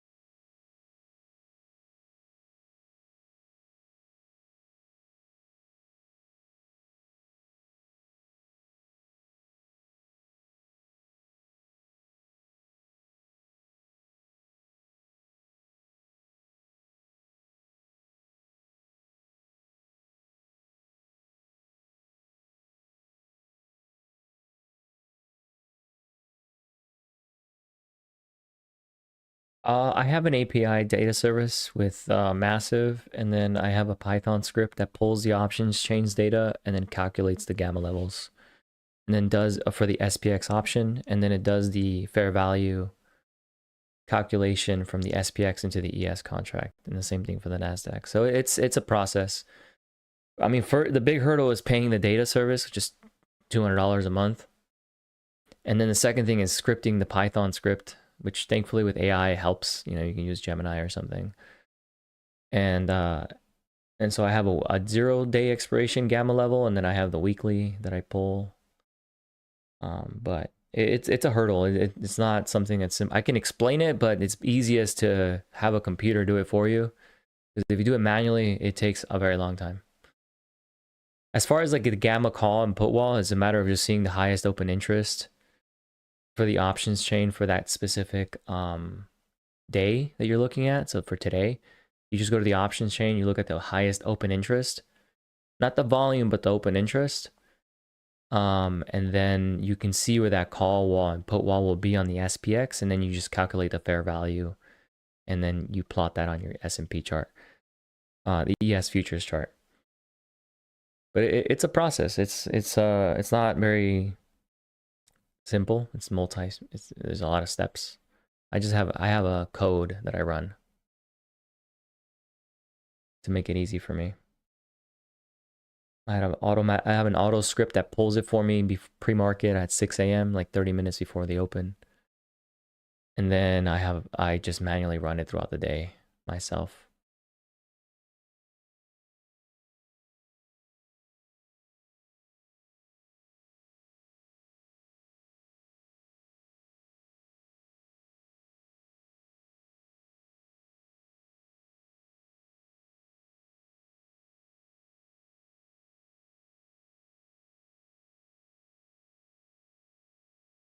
I mean, it's no secret. I mean, all the things that you'll find, like you can just ask Gemini. That's what I use, or Chat, whatever fucking AI you use.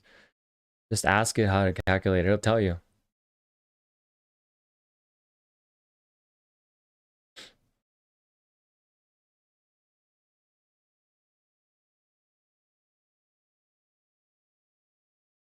The only hurdle is having access to the data. That's the biggest hurdle. You can see the call wall. Like here's the red major call wall. It's been resistance all morning. We're at 60. You know, and the flip is here. So holding below 50s, we're prone to a sell-off below 55 on the S&P.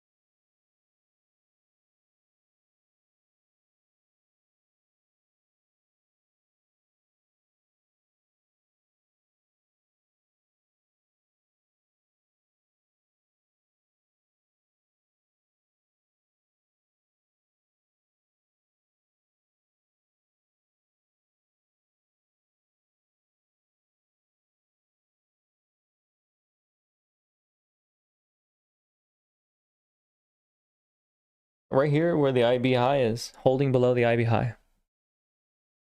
If it drips below that, if it holds below it, not really dips, but if it holds below it, it's prone to dip.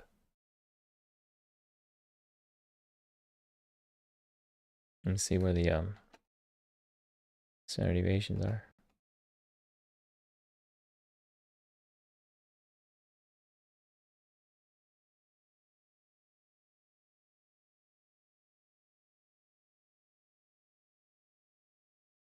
Yeah, holding below it. Right now it's just right at it, so I wouldn't say it's gonna run for it.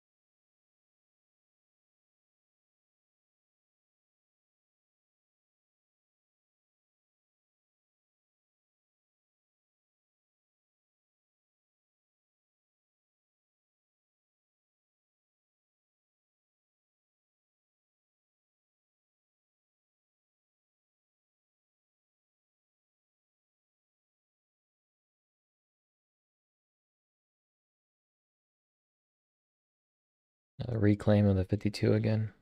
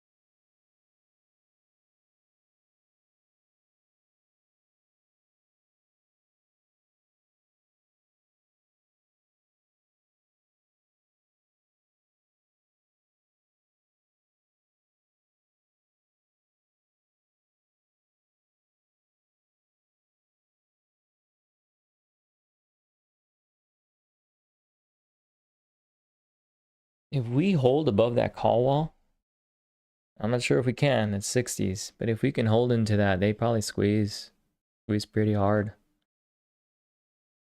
But other than that, I think we just chop around here for a while, about midday. Yeah.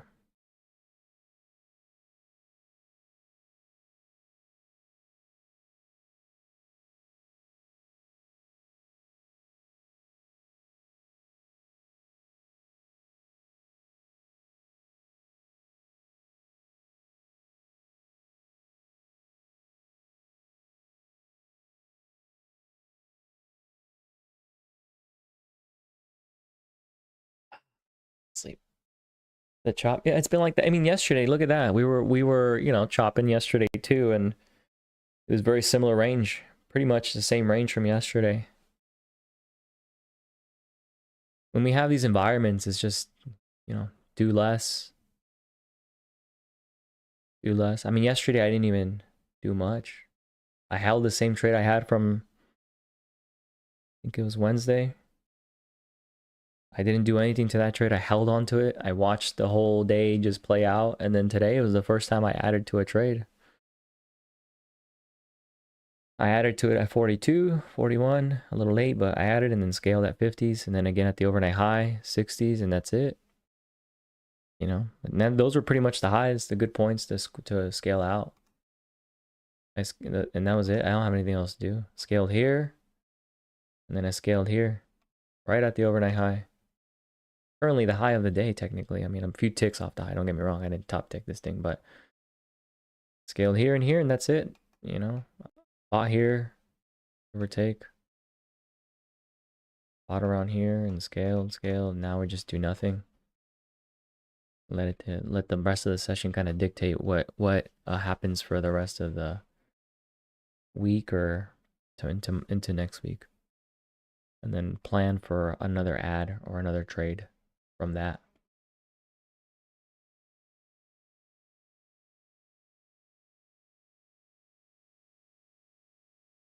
And this relates back to why I scaled at those levels. I mean, primarily 52 and 50 through 55 was resistance as of yesterday. But if you look at the areas where the IB formed, and this goes back to what I said yesterday, statistical probability levels, I always have two targets in mind on any given session that are high probability trades. And it's always the initial balance high or low, depending if I'm long or short, and the overnight level, high or low, based on that statistic probability sheet that I shared yesterday. There's always a 90% chance or more that one of those two areas will trade or be taken out in any given session. And that's exactly where I scaled out. You know, if you look at my scale out, it was 52 before it was the IB. That was my scale. And then I took another position piece off at 63, just below the overnight high, which was unfortunately the high of the day for now. Those are always the highest probability targets. And if you're short, then the targets are, you know, the IBL, overnight low. Those are my main targets any given day when I'm trading.